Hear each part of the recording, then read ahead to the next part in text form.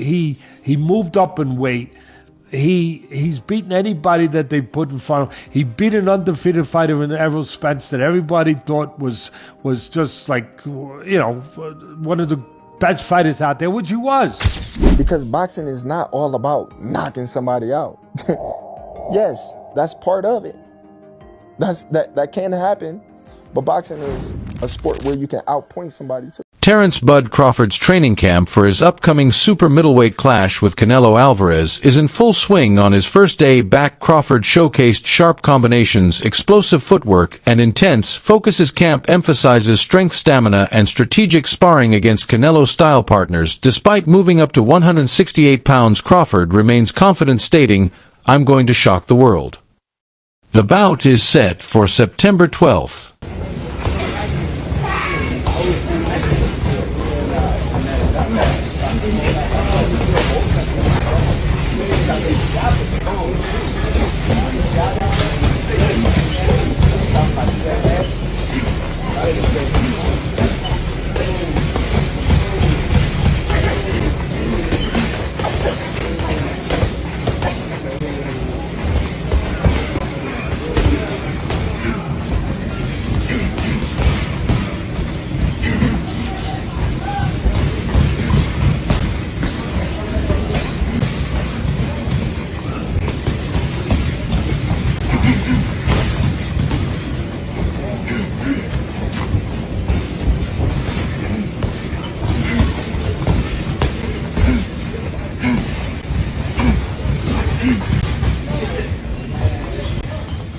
(2025) at Allegiant Stadium in Los Heat. Terence Crawford's leg day in training camp is a testament to his dedication and discipline. Focusing on strength and endurance, he engages in exercises like squats, lunges, and resistance training to build lower body power. This rigorous routine enhances his footwork and balance, crucial for his upcoming bout against Canelo Alvarez. Crawford's commitment to every aspect of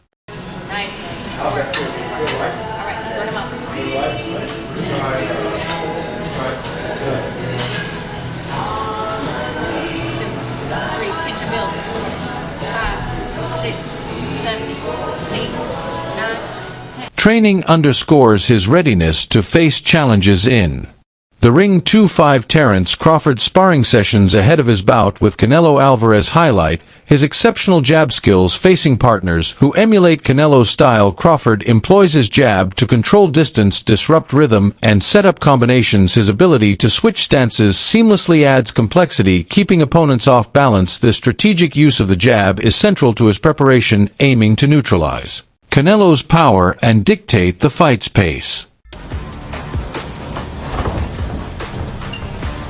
Watch the right hand for the decoy.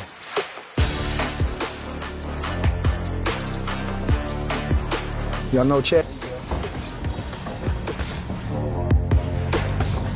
Nice.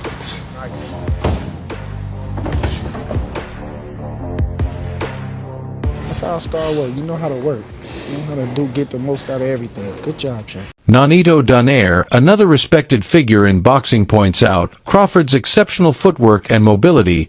He suggests that Crawford's ability to use his legs effectively can be a significant factor in outmaneuvering Canelo and securing a victory. I'm going with Terence Crawford.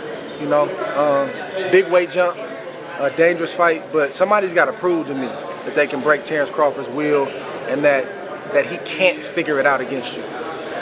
It ain't no disrespect toward Canelo, but I've said this the last couple of years. I'm not betting against Terence Crawford against nobody right now. You got to show me that you. Amir Khan, who has faced both fighters, notes that while Canelo is powerful, he is also susceptible to being hit. Khan believes that Crawford's defensive skills and quick reflexes make him a challenging target, potentially giving him an edge in the fight. Canelo's a stronger guy, the bigger guy, but in the fight with a guy that moves around, and if Crawford uses his skills and his legs and his technique and just his ability, I think he can win.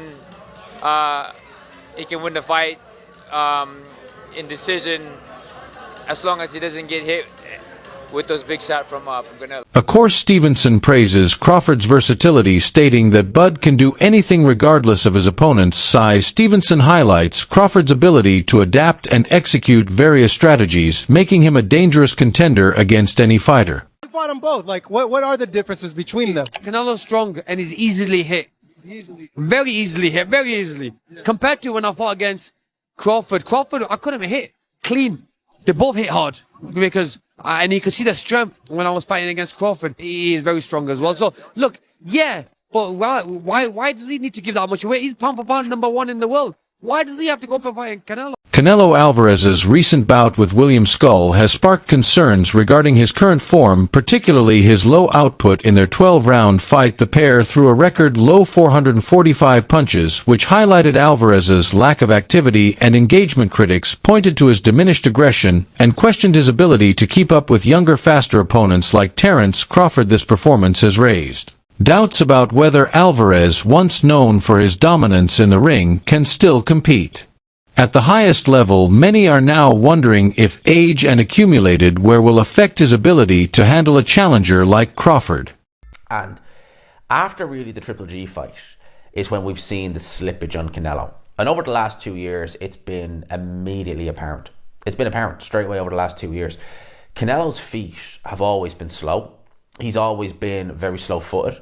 So when people are saying, oh, it looks like his legs are slowing down, yeah, they are. They've never been quick, but now they're even slower, which is a problem. And Jim Lampley on commentary on Friday night show was saying that one of Canelo's biggest strengths is his legs. It generates power and it helps with his punch resistance. Well, those legs are sliding and that power is diminishing.